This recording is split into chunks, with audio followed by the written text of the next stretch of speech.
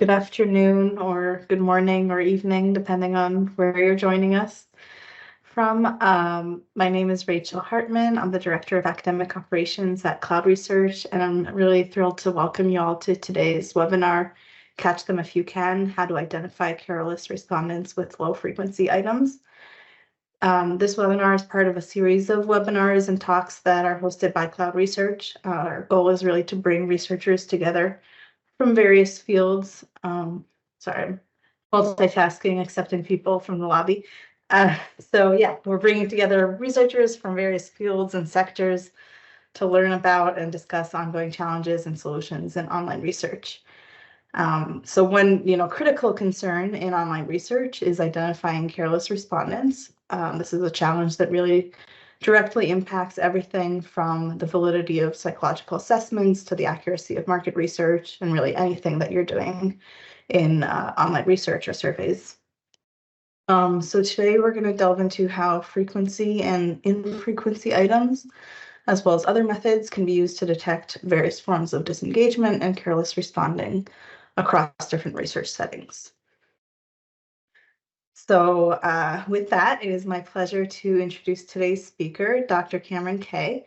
Dr. Kay is a visiting assistant professor of psychology at Union College and an accomplished scholar whose research spans a fascinating range of topics within psychology.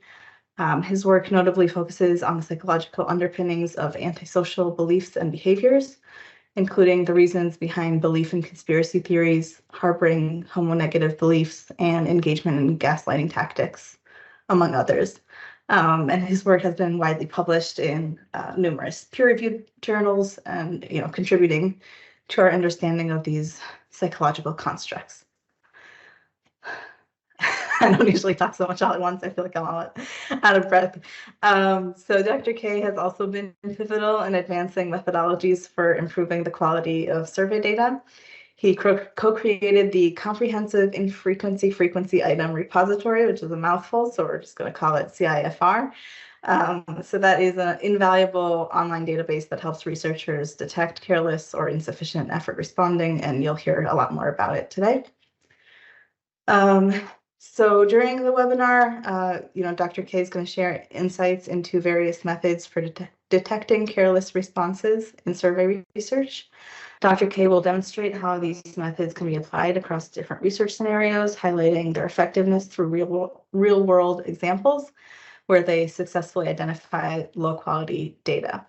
This discussion hopefully will deepen all of our understanding of the method's strengths and potentials, limitations, and also, just equip everyone with knowledge for how to choose the right tools for your specific research needs. So we will conclude the session with a Q&A segment, which will give everyone an opportunity to ask questions about nuances of data quality assurance and how to implement the techniques to your own research projects. So throughout the session, there's a Q&A feature, hopefully that works, and we encourage you to actively participate and post your questions there, which we can address after Dr. Kay's talk. So with that, I'm going to hand it over, and I hope that it's a valuable session for everyone. So yeah, thank you again for having me, and thank you all for coming. Today, I will be talking about ways to detect careless responders with infrequency frequency items. In particular, I did want to hit on some important notes. First, what is a careless responder? Right, I assume most people have some idea of what a careless responder is if you're trying to detect them or you want to learn how to detect them, but I think it's important to establish what a careless responder is.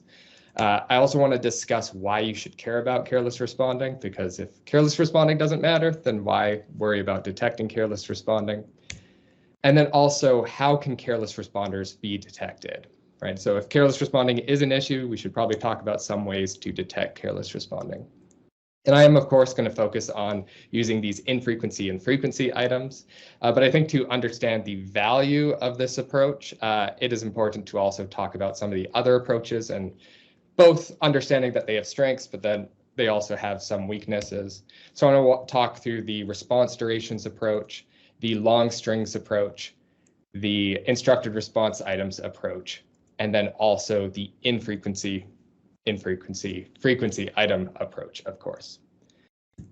So let's discuss what careless responding is.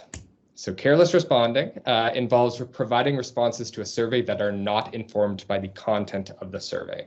So there are many different terms for this, right? We might call it insufficient effort responding, invalid responding, random responding, content non-responsivity, right? Many different terms for this idea, but at least for this talk, I would like to use the term careless responding because I think it is the kind of most straightforward label for what we're talking about. But careless responding can take many different forms, right? It can take the form of people responding at random.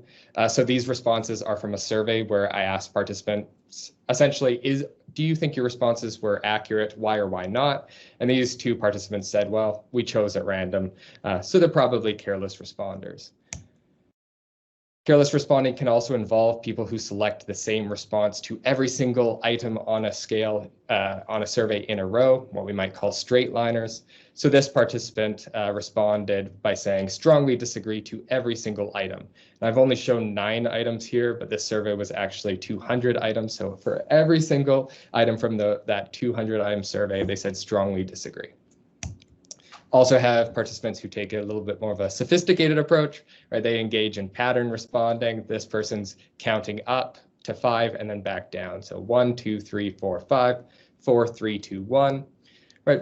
Probably not paying attention when they're responding to the survey if they are following this kind of arbitrary pattern. This one is actually not from a study I conducted. This was sent to me by a colleague, but this was a response to a delayed free recall task. So with a delayed free recall task, you're asking participants to remember a list of words and then try to recall that list of words. And this participant didn't even try, right? They said, okay, lol, lol, nobody can do this. And then dids. So they're engaged in careless responding. So it actually took me a long time to realize what dids was, and it actually required someone to tell me what they were probably trying to say, which is why you do this.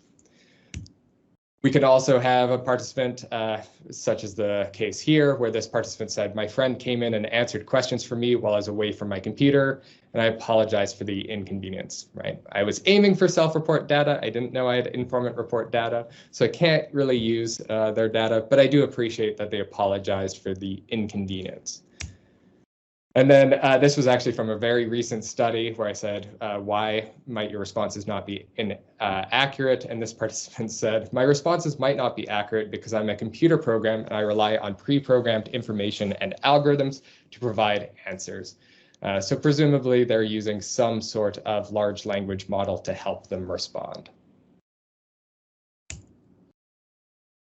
So now that we've talked about a bit about what careless responding is, we can also talk about why we should care about careless responding. So about 10% of participants engage in careless responding, and this is a very kind of broad claim, and it's one that is going to vary a lot from platform to platform. For example, I'll say that on, for example, Prolific and CloudResearch Connect, I've seen the number is often much lower than that.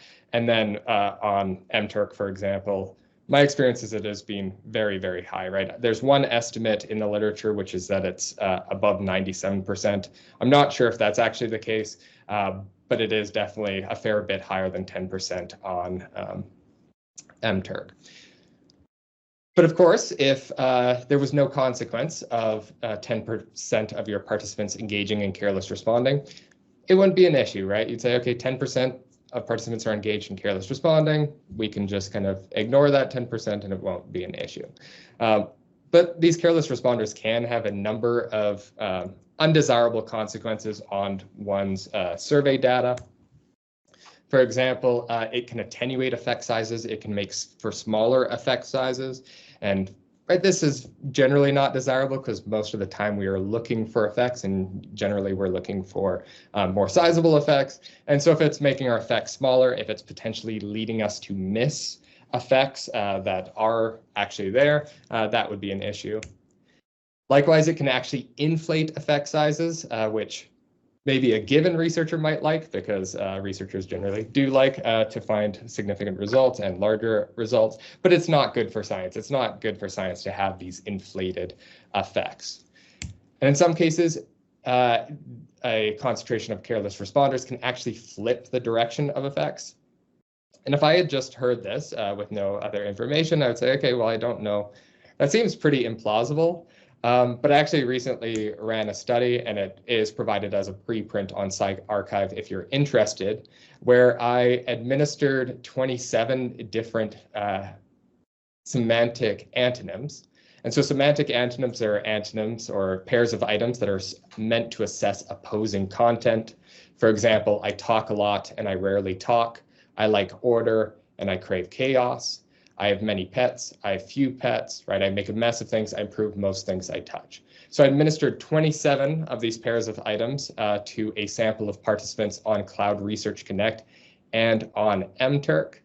And one would expect, just looking at these items, that you'd find large negative correlations between them, right? Someone who says, I strongly agree that I talk a lot, should strongly disagree that they rarely talk. So we should find negative correlations. Indeed, if you look at the data on CloudResearch Connect, you do find these negative correlations between these two items. And so that's what you would expect, and it's a good thing we found those negative correlations. Unfortunately, when I administered the same set of items on mTurk with no screening, so I should specify there was no screening involved, across the board, they were positively correlated. So just to emphasize, someone who agreed that they talk a lot was also more likely to agree that they rarely talk. And so at least based off these results, it suggests that there's a large concentration on mTurk of these careless responders, leading to these positive correlations rather than the negative correlations you'd expect. And of course, I also said, okay, what happens if we screen the data? Because maybe it is just a small subset of the data. We screen those out and we'll get the negative correlations between these items that we expect. So I did try screening the data. And at least for this study, my purpose wasn't to say, okay, let me remove everyone who's slightly suspicious and only find those who are very, very careful responders. Instead, I wanted to implement some methods that I thought the average researcher would likely use. So I excluded participants who sped through the survey, those who provided the same response to multiple items in a row, over half of the items in the survey in a row. And I also excluded participants who failed 2 or more of 4 attention check items.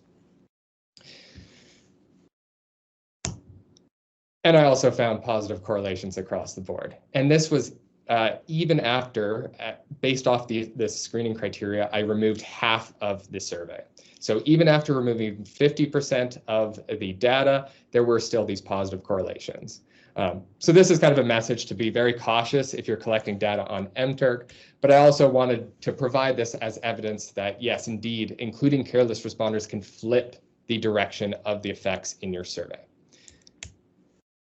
Another thing that including careless responders can do is it can create phantom factors. So the basic idea with phantom factors is that you have unidimensional data, right? You have these 6 items that load on one factor. So you kind of have one source of variance in your data. And then by including careless responders, you can get these phantom factors, which are these additional factors in otherwise unidimensional data. Oftentimes this occurs because you have a number of reverse coded items, but it can occur in other cases. And because they're phantom factors, I do say spooky, because it's, right, phantom factors. They appear out of nowhere and you aren't expecting them. Okay, so that is both what careless responding is and why we should care about careless responders. The next thing I want to discuss is the methods for detecting careless responders. So we have response durations, long strings, instructed response items, and in the infrequency frequency item method, which I'm going to spend the most time discussing. I also did want to note that I do have a number of bonus slides if anyone's interested. These just go into various different techniques for detecting careless responders if you are interested in hearing more about those different techniques. So turning first to response durations. Response durations refer to the length of time it takes a participant to respond to a survey. So for example, I have a set of responses up here where we have the various different durations, right? And we see that most participants are taking maybe around 10 minutes, maybe around 5 minutes. There's some really long respondents in here. But then we also see this one participant who completed the survey in a very, very short period of time. And so we might say, okay, this person is responding so quickly, it's implausible that they're paying attention. So we might label them a careless responder. As just one commonly accepted kind of threshold or rule of thumb, that threshold is to remove participants who respond faster than 2 seconds per item, just because it seems implausible that a person could both read an item, interpret the item, and respond to the item if they are responding carelessly. If they are responding carefully to those items, it would be implausible that they could respond faster than 2 seconds. Another alternative approach is to use what I call a histogram-based approach. So we make a histogram of our response durations. And then if we find that there's this cluster of participants who are responding unusually fast, right? They're not part of kind of this normal distribution of response durations. They form their own little cluster. We might label them speeders, and we say, okay, these people are probably not responding carefully. So the response duration, right, has a lot of benefits. It is easy to collect. Most survey platforms will automatically give you the response durations for the surveys. It is also quite face valid, right? It has a straightforward interpretation, right? If someone is responding very, very quick, you say, okay, well, it's impossible for them to respond carefully, so it makes sense to exclude them. But it does also have its weaknesses. And one of the primary weaknesses is that it doesn't detect careless responders who, for whatever reason, have longer response durations. Right, and this can occur just because a participant left their survey open. But I also know that some careless responders or some responders purposefully respond slower in order not to be detected by the response duration method. So one thing I would suggest doing if you're interested in data quality is to scroll through the mTurk subreddit. There's a lot of useful information on there. But I saw some mTurk workers who, for example, in this case, said that they purposefully wait a while so that they do not get rejected for speeding. At least for this participant, I will take the charitable interpretation and say this person is responding carefully, but they just want to make sure they're not being excluded for speeding. But you could also imagine a case where a participant is responding carelessly and purposefully slow down their responses in order not to be detected. There's also this participant who talks about switching between multiple different surveys simultaneously in a way to inflate their response durations on each survey. So the weakness is, right, we can detect some participants who are speeding, but any other careless responders who aren't speeding, we can't detect them. So that is the response duration approach. We can also take a long string approach, which is able to potentially detect participants who aren't necessarily speeding. So with the long string index, we assess the longest string of identical responses provided by the participants. So as an example, I have a participant here who responded to 12 different items, and their longest string of identical responses would be 5, right? Because they provided the response agree to 5 different items. In contrast, we have this participant who provided the same response to 12 different items, and so their long string index is 12. And just comparing just these two participants, we'd say, okay, this participant is more likely to be engaged in careless responding because it seems implausible that they would provide the same response to all of these items. So my usual recommendation is to exclude participants who respond to more than half of the items from a survey in the same way in a row. But I do add this asterisk here, and this asterisk I included the asterisk to say that this only works if, one, you include enough items, right? If you have very few items, it's not that implausible that they provide the same response to all the items. And also if you have a variety and a diversity of items, right? If all of your items are assessing the exact same thing, it's not going to be that plausible that a careful responder could provide the same response to all of those items.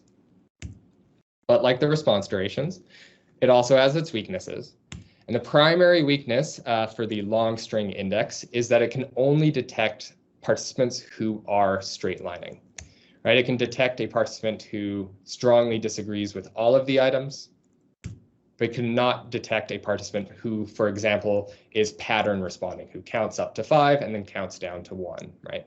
So it is able to detect these straightliners, but not these pattern responders. So what we can use instead, which should be able to detect pattern responders, are called instructed response items. So I think these are probably the items that most people are familiar with. Right, they're so popular that they're often just called attention check items. But instructed response items direct participants to select a specific response option from the response scale. So if you have the item select strongly disagree for this item, you say, if someone clicks strongly disagree, well, they're good, they're careful responder, we'll include them in our data. And then if they select anything else, we exclude them from our data, right? Because if they're not following the instructions, they must not be paying attention, is at least the logic behind these items. Right, it has strengths. It can detect straightliners, pattern responders, and random responders, right? If we have the item select strongly disagree for this item, right, we can still detect the participant who provides the same response to all of the items, at least if they're responding strongly agree to all the items, right? So we could detect this participant. With this participant who's engaged in pattern responding, counting down from 5, 5, 4, 3, 2, 1, 2, 3, 4, 5. Right, we can also detect them because they responded agree to select strongly disagree for this item. And we can also detect random responders who just provide random responses because at least in this case, they selected strongly agree when they were instructed to select strongly disagree. Right? Strongly agree when they were instructed to select strongly disagree. These responses, it's impossible to tell that they are random, but I actually simulated this data, so I know it's random. So please trust me that this is a random set of responses, and we did detect them in this case. One thing I would note is that it could also miss straightliners and pattern responders and random responders just in cases where their specific responses, for whatever reason, align with the response. For example, if this straightliner strongly disagreed with all the items, they would pass this attention check item or this instructed response item. So my general advice there is to include multiple of these items because it becomes increasingly less likely that if you include multiple of these items that for example, straightliner would pass all of them or that a random responder would pass all of them. The instructed response items, despite their strengths, also have their weaknesses. And one of the big weaknesses I see is that they can be misinterpreted. For example, I collected this data in a previous study where I had an instructed response item where I said, okay, please select disagree. And fortunately, on a positive note, it did appear that most of the participants did select disagree. However, if we kind of zoom in on these other responses, we see that behind disagree, most other participants selected strongly disagree, then neither agree nor disagree, then agree, then strongly agree. And so if all of these participants were careless responders, we would expect a uniform distribution. We'd expect participants to be equally likely to select each one. But that's not what we see, right? We see that participants are more likely to select strongly disagree, then neither agree nor disagree, then strongly agree, which suggests to me that some participants are misinterpreting the instructions they received. Right, so one potential option is they saw select disagree and they said, okay, well, that means I can select either of these, either strongly disagree or disagree. I can select any level of disagreement. Or they could have just forgotten what the response scale was corresponding to and said, okay, well, disagree is on the far left of the response scale, so I select that one, and they accidentally select strongly disagree instead of disagree. So this is to say that these items can be misinterpreted. And so just because a person fails one doesn't necessarily mean they are a careless responder. This can, of course, be addressed by including multiple instructed response items, because if they continue to fail these items, it becomes less and less likely that they are just misinterpreting all of the items, and more likely that they are indeed engaged in careless responding. Another weakness of these items is that they are fairly easy for participants to detect.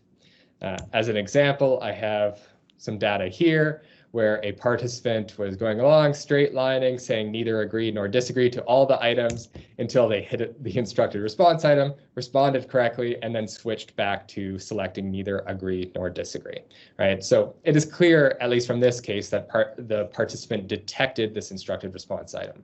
And this is often because these items look unusual compared to other items, right? They sometimes include quotes, they include the word statement or item, they include some sort of verb telling them to select or choose a specific response, so they are easier to see. And as just some anecdotal evidence of this, again, going back to that mTurk subreddit, there were participants who said, right, I always stroll through questions first looking for any attention check items before I do the survey. And this participant says they know someone, and generally it seems like when people are online and they say they know someone, usually they're describing something about themselves, but we'll pretend that they know someone else who said they said they know someone who uses a word highlight extension, which, for example, might highlight the term agree or strongly disagree, and this would allow them to more easily detect these attention check items. So these items are fairly easy to detect. So how can we make our instructed response items harder to detect? Well, we could use items that do not contain the response labels. For example, you might want to use the item choose the middle response option for this question instead of choose neither agree nor disagree for this question. Because if their highlighting extension is looking for the term agree or disagree, this item would not be highlighted because it includes neither of those two terms.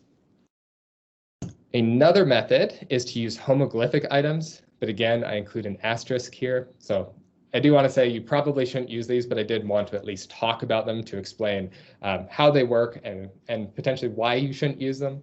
But the idea behind the homoglyphic items is that you replace the letters in your items with homoglyphs.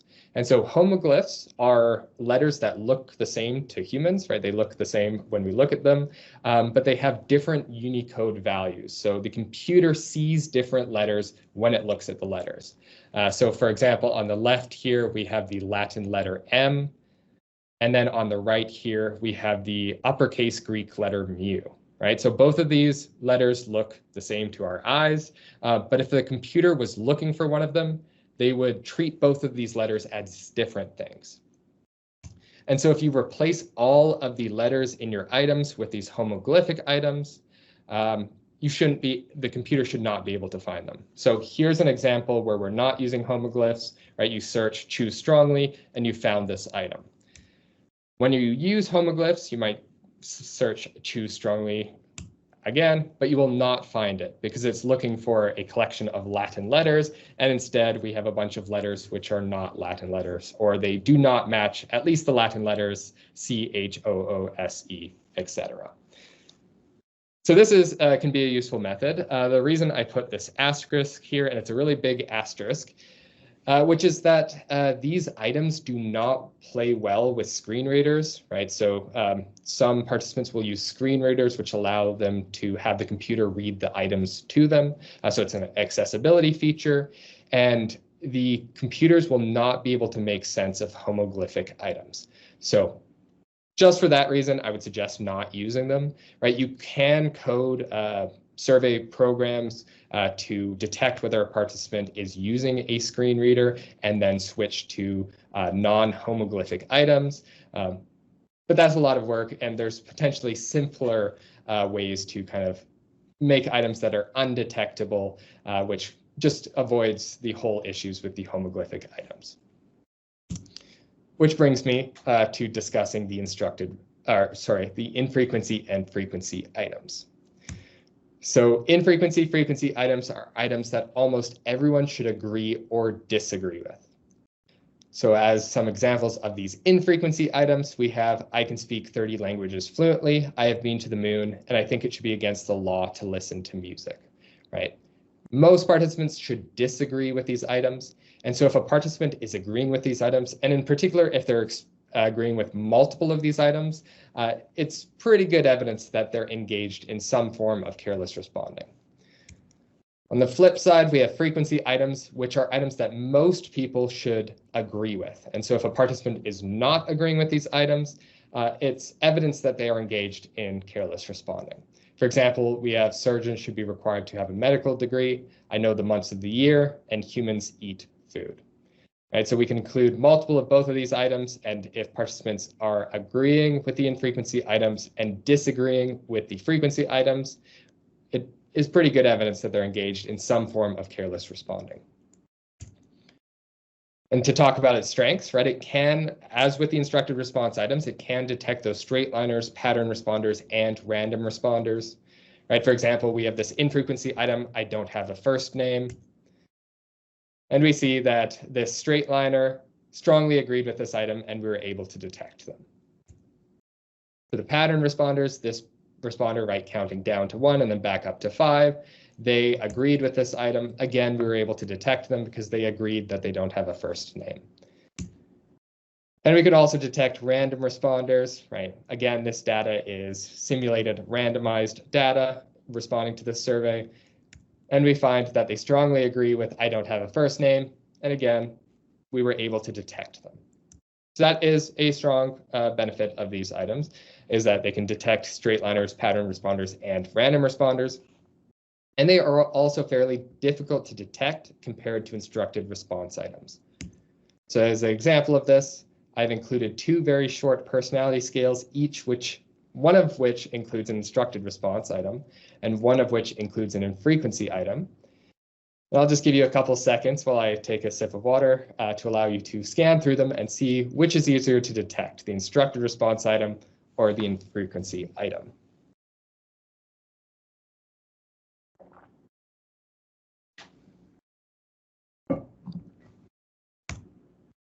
So at least to me, the instructed response item is fairly easy to detect, right? It includes the quotes, and even if it didn't include the quotes, it does include the terms select, disagree, and item, which these terms are probably not going to appear on most personality scales. But the infrequency item seems to blend in more, right? It's quite similarly worded to the other items in the survey, and it doesn't have any kind of linguistic features or any features really that make it stand out as a attention check item. So that is one benefit of these frequency items, is they blend in more. But of course, they have weaknesses. And one thing I do want to note is that, right, all of these methods do have weaknesses, right? The frequency item method has weaknesses. The instructed response items have weaknesses. The straight liners, the speeders, all of these methods have weaknesses. So with that being said, I think it's important to note that you will want to use multiple of these approaches in concert, because using multiple approaches, you can kind of use the strengths of each of them and triangulate on your careless responders without necessarily being subject to just the limitations of one method. But in terms of the specific weaknesses of the infrequency-frequency method, did want to note that it can result in false positives. Right, this can occur if you just have a participant who engages in very rare or unusual behaviors. For example, if I go back to the screen where we have the item, right, I have been to the moon. Well, if you have astronauts in your data set, they are going to agree with this item, and so you might get a false positive based on their response to that item. Likewise, you can also get participants who interpret items in maybe overly liberal or overly charitable ways. For example, I'll provide some examples from what is one of my favorite papers. It's from Curran and Hauser in 2019. And what they did is they administered a bunch of these frequency items to participants.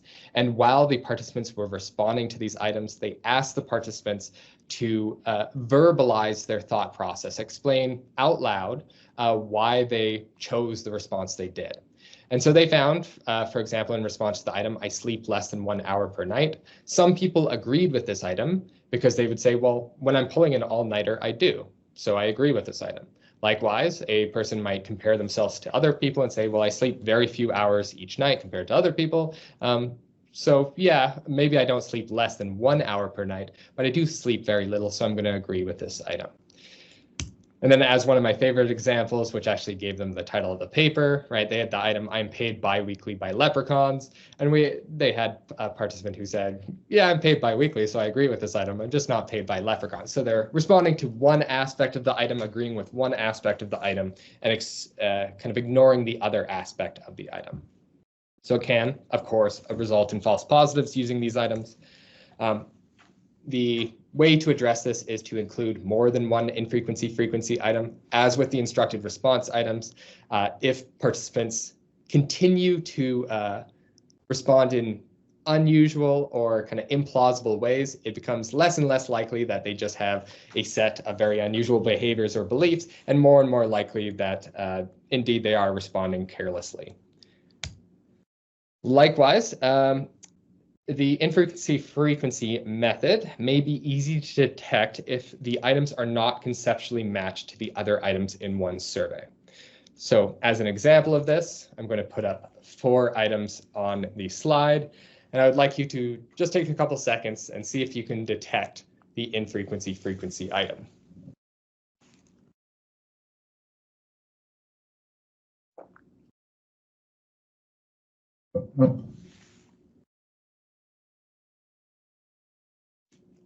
So I assume most people have been able to pull out that infrequency-frequency item, which is this third one, right? You're responding to items about dietary habits. Are you eating healthy? Are you eating unhealthily? And then you have this item about intentionally killing innocent people, which would probably strike you as unusual if you're responding to the survey. And so one potential consequence of this is it could potentially irritate participants. But another thing it could do is it might be easier to detect these items by participants who are engaged in careless responding, because maybe you're scanning through the survey, you're responding carelessly, selecting the same thing, and then suddenly you see an item about killing innocent people, and your attention is drawn to it long enough that you say, okay, that seems like an attention check item. I better pay attention to this item. You respond correctly, and then you continue straight lining, you continue carelessly responding. So that is a weakness, definite weakness of the infrequency-frequency items. But what one can do to address this issue, and this brings me to discussing the cipher, is that one can conceptually match the infrequency-frequency items in one survey to the other items in one survey. So that is the purpose of the comprehensive infrequency-frequency item repository, called Cipher for short. So the Cipher is a searchable online database of 660 infrequency-frequency items. And so what this allows you to do is search for items that match the other items in your survey. So as an example, you could, if you're running a survey on dietary habits, right, you can write in dietary habits or diet, and you'll get infrequency-frequency items that would blend in with the other items in one survey. For example, typing in diet, right, you get the frequency item, I prefer to eat foods that I like. And unless someone is really paying attention and presumably carefully responding, they're not going to notice that that is an attention check item. Likewise, if you're running a study on conspiracy theories, which I often do, you can type in conspiracy theories and get a bunch of infrequency-frequency items that would blend in with conspiracy survey, right? You get the item, I can't help but think that squirrels are plotting my demise, right? It's not a conspiracy theory, but it would blend in on a conspiracy theory survey. So not only does the cipher allow you to search up the items that match the content of the other items in your survey, but it also allows you to sort the items by how infrequent they are. So I administered these items to a large set of participants to get a general sense of, right, how much, what does kind of the average participant do? Do they agree with these items or do they disagree with these items? So you can search them from greatest disagreement. And so you can identify the items that are the most infrequent. For example, the most infrequent item in this data set was I can speak 30 languages fluently. Likewise, you can also search the items by how frequent they are, those items that were agreed with by the most participants. So for example, in this set of 660 items, we have surgeons should be required to have a medical degree being the item that most participants agreed with, right? Which actually kind of struck me as odd because it even beat out those the item that I know the months of the year, I breathe every day, I've graduated from high school, and humans eat food. So I guess people are just really certain that above everything else, surgeons should definitely be required to have a medical degree. I did also want to note that we are currently working on expanding the item pool. So when I put together the initial pool, there were some topics and themes that were underrepresented, and that is something I've been wanting to expand. And I do want to also say that if you are trying to use the cipher and there's any topics that aren't represented in the cipher item pool, please send me an email. I would love to start writing items to address those topics as well. But just as a short example of some of the items that we are currently working on, and some topics that we are working to make more represented in the cipher item pool. We have a lot of items that we'll be adding on prejudice. For example, we have a sexism item. As a personal rule, I only consume media that is sexist. And then also items related to climate change, the environment, and pollution. For example, one of the greatest things about living in a city is the pollution. So that is the infrequency frequency item method. Happy to answer any questions about cipher or anything else. Just to conclude this portion of the webinar, I did want to point you towards some useful tools and repositories. For example, here's the link for the cipher project if you are interested in using it to identify infrequency frequency items. I have also included a link to my lab website, which includes a URL or a link to the cipher project, but I also include various measures that can be used for detecting careless responders. Also, this is kind of tangentially related, but it is something I'm been really interested in lately, is there's this blog post by Jackson Walters where he walks through how to implement cursor tracking on Qualtrics, which can be a very valuable method for detecting careless responders on Qualtrics and other survey platforms. So I definitely recommend checking that out.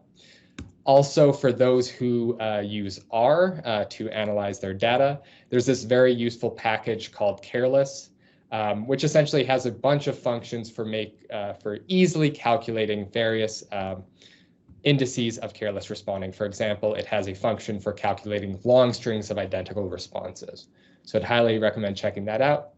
And then if you're interested in some further reading, right, there's many papers on this topic, many very valuable and interesting papers. The one that I pulled out is this reading from Curran in 2016, which I think is a very, very good introduction to the study of careless responders, right? It goes through each of many different indices of careless responding, explains what it is, how to implement it, and provides advice and recommendations. And I think it is a very good and very accessible introduction to detecting careless responding. So I definitely recommend checking that out. So with that, I want to thank you all for attending this webinar, and I also invite questions.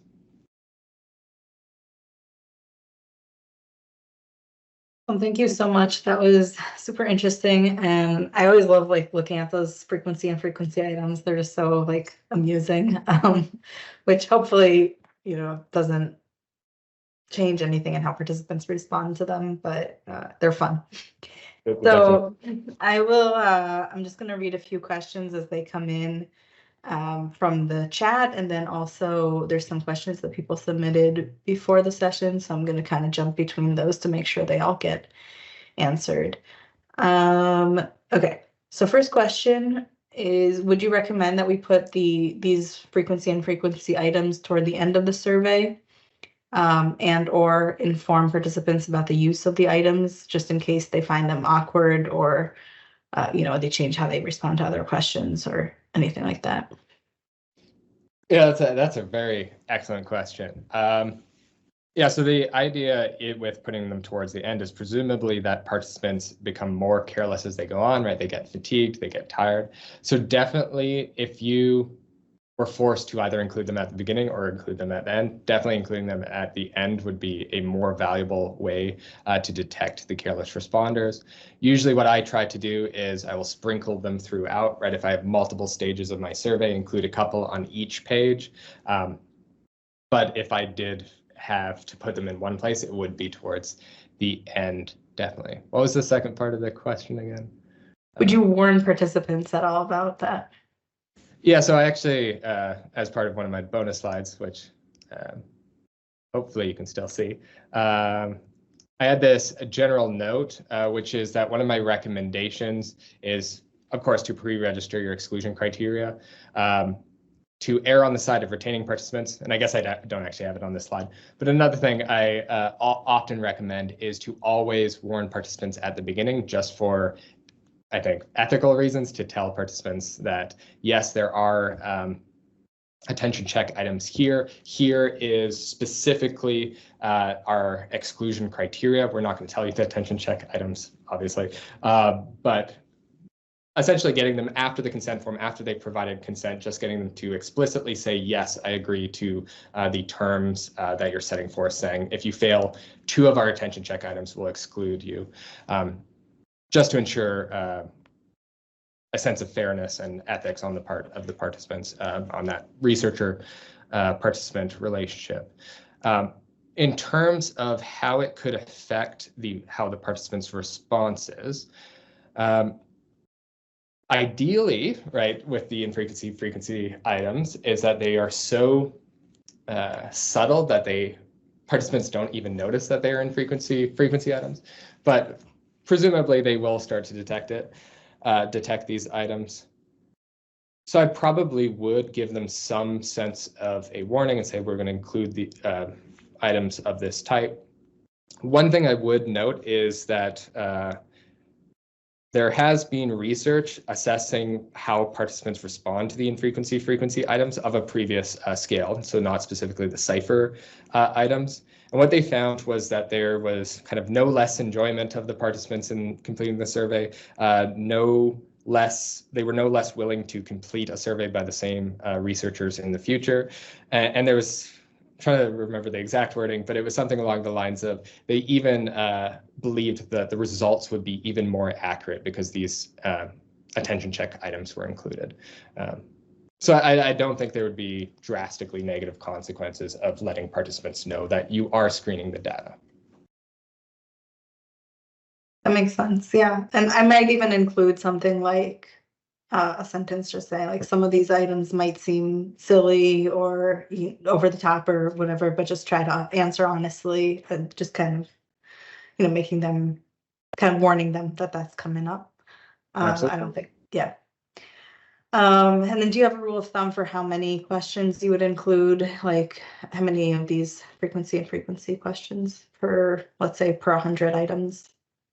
Yeah, so so I know on a lot of platforms, there's a requirement that participants fail at least 2, right? So I would always include at least 2. My general advice is to include at least 2 infrequency items and 2 frequency items. That way you can detect participants who are straight lining on either side of the response scale. And then for each additional, I'd say 20 to 40 items, I would include an additional frequency item and an additional infrequency item. So I think my general advice, if you're administering 100 items, would be probably around 8 items, 4 infrequency, 4 frequency items, and that would make sure you're not getting a large number of false positives in your data.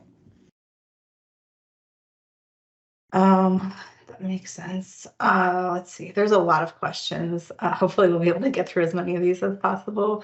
So another one is, some people might argue that, people with minority opinions need to be represented in research. So, if you are that astronaut who went to the moon or anything like that, like, we don't want to exclude people because of that. How would you respond to those arguments?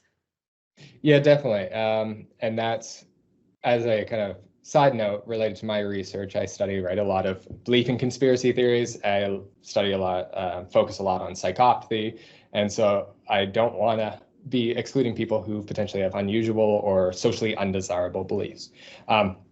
So that brings me kind of back to the idea that we should include multiple of these items, just because it becomes more and more implausible as they continue to respond in unusual ways, that they do just have this very large set of unusual beliefs, and more likely that they are engaged in careless responding, especially if the items can only really be interpreted or responded to in one way. For example, I'm thinking of the infrequency item, I'm older than my parents, right? That one doesn't so much get at the beliefs and behavior side of things. That's something that there's kind of a correct answer and then an incorrect answer.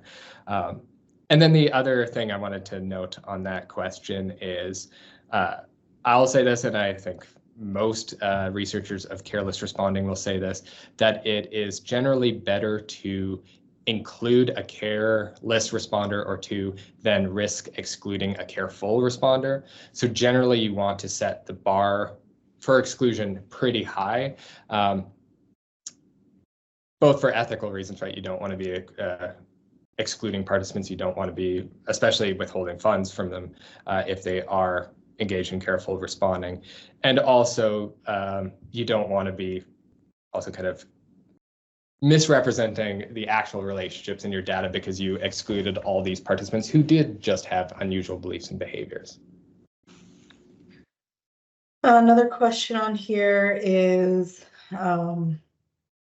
just generally, there's a lot of bad things coming out about MTurk. Would you recommend using it at all at this point? Yeah, so this, so the impetus for the study where I showed those large positive correlations for the items, the impetus for that study was, right, there's a lot of studies that are pointing out there's a lot of issues with the data collected on MTurk. And I wanted to say, okay, let's take a very straightforward method of showing that there are issues on MTurk. So at least for me, I would highly recommend not using MTurk. That would be my general recommendation. I assume there are ways to screen the data to the extent that you could get valuable data. You could implement all these methods. But one, I'm thinking, okay, that is a lot of work on the part of the researchers, at least if you're not using a service that does it for you. If you are trying to do it yourself, it's a lot of work on the part of the researcher, and screening the data involves excluding a lot of participants, right? My relatively low or my relatively high bar of exclusion here resulted in excluding half of the participants. And so if you go even more extreme than that, you're getting up to those excluding 90% of your participants. But I do think there are services, right?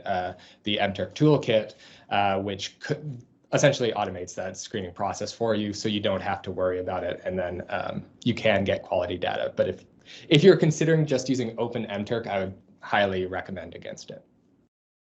Yeah, I'll just chime in here and plug Connect, which you see on the screen as well. So it is also actually happens to be more affordable. So like there's really no benefit to using MTurk, and yeah, but I don't really understand why people still do. But I agree. let's see. Have you received feedback from participants that they didn't feel they were being taken seriously when, with these kinds of questions?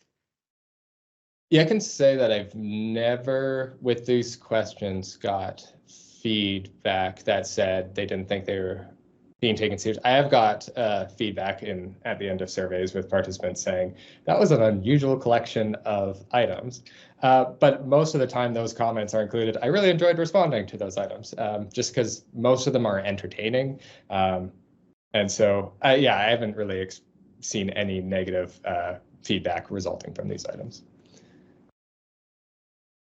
All right, there's a question here from Tyler. It's a little bit of a long question, but basically there's they're using a reputable survey vendor, and they have these sort of directed responses at the middle of the survey and at the beginning of the survey.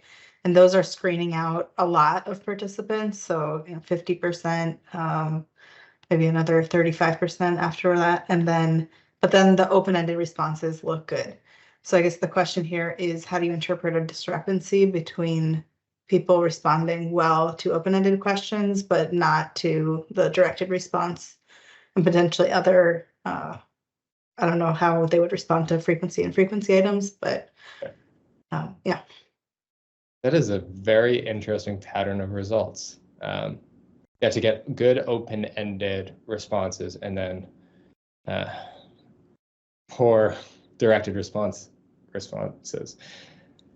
My immediate thought, and I don't know if this would be the case in this situation, but at least based off of recent data I've collected on MTurk, it does seem that a lot of participants are potentially copying over the questions into a large language model of some sort, like ChatGPT, and then copying the answers back. So it could be that there's people responding carelessly to the survey items because maybe it's harder for them to automate that process. And then when it gets to the open-ended questions, they use a large language model of some sort.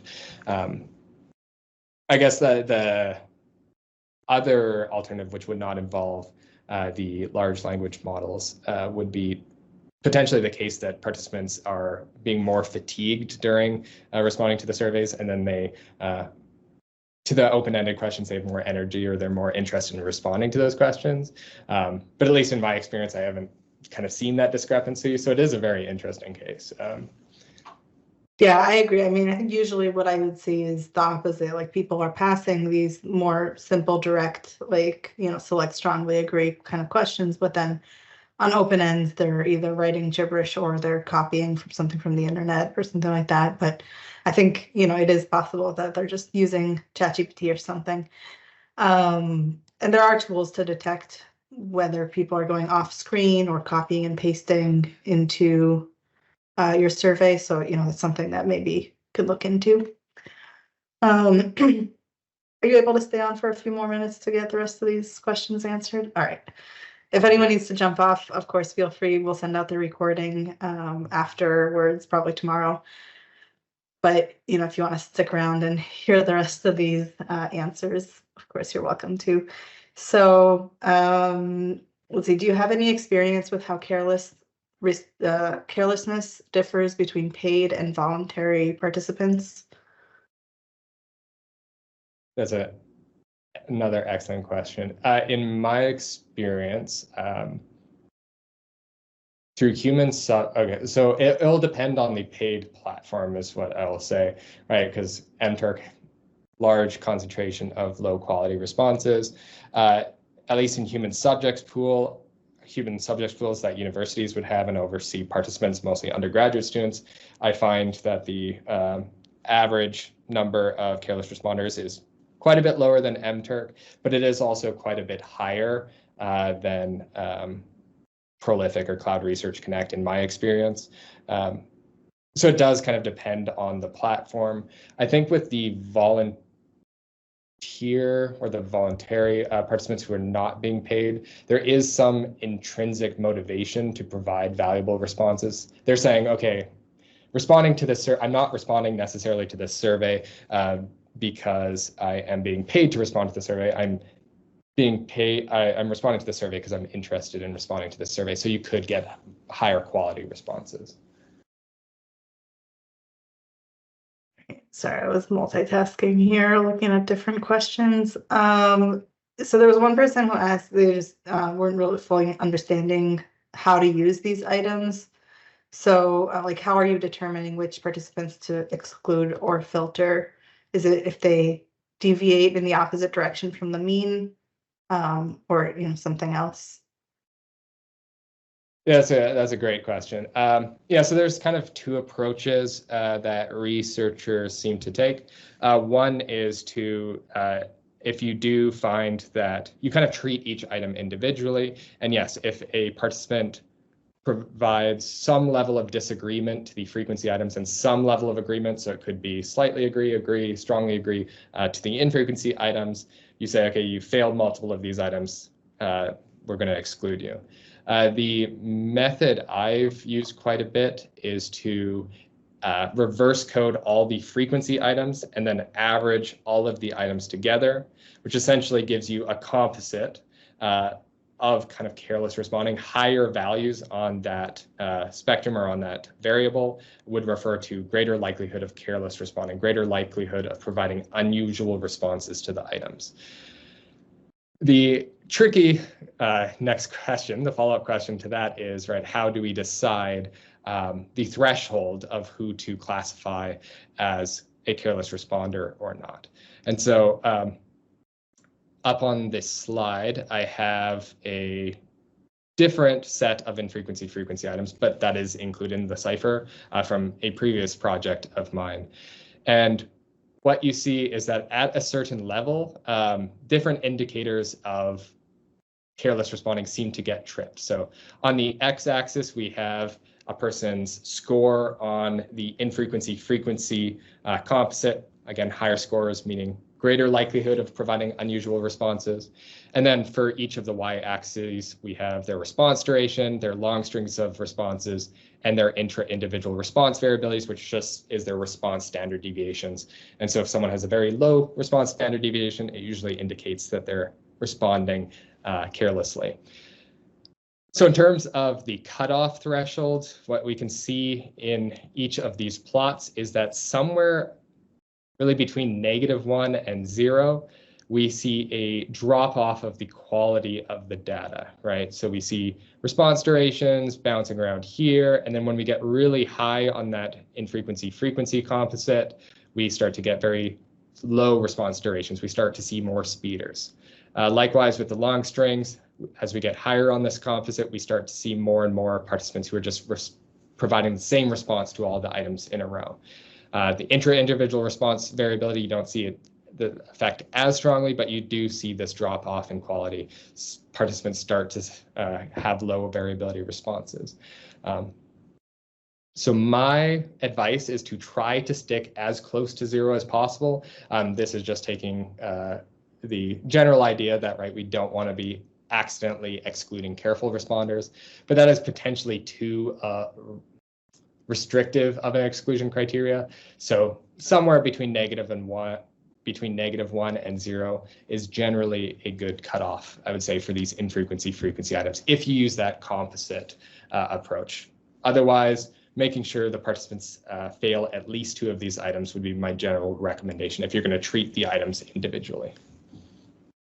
All right, just a couple more questions here. So one is, is there any data on whether attention check items that target users' integrity will influence careless responders to respond authentically? So for example, I answer questions authentically and then you like select from 1 to 5, or I have integrity.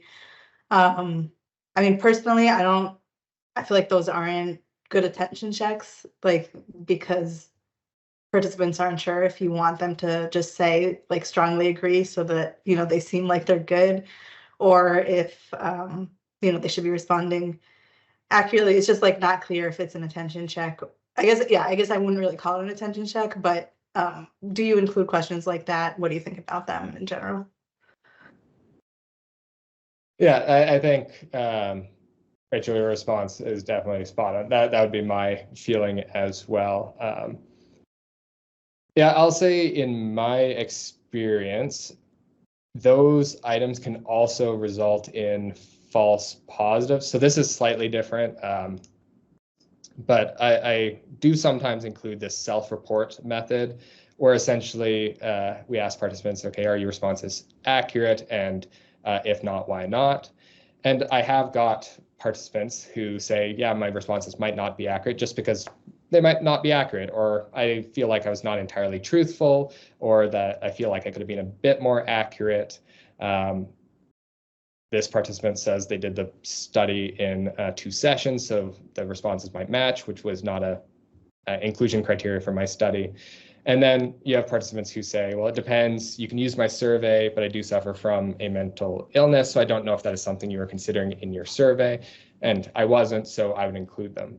And so I'm just thinking with those individual items, if I said, right, how accurately are you responding? I wouldn't necessarily use that as a inclusion or exclusion criteria, because there are definitely going to be participants who say, yeah, I might not be responding as accurately as I could, but they're still careful responders. And in some cases, those participants might be even more conscientious. They might be even more careful because they are people who understand there's the limitations of their knowledge of themselves.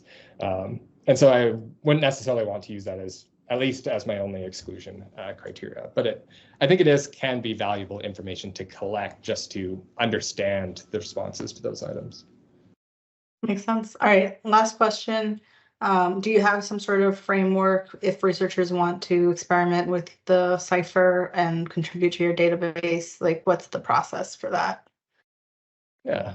Or do they just email you?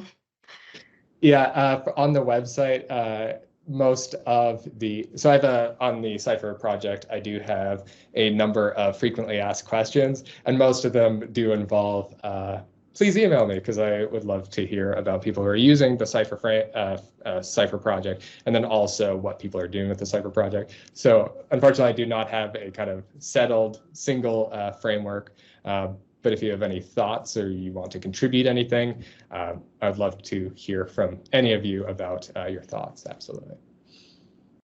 All right. I think that was all the questions, and we will be sending out recording and the slides and some other resources.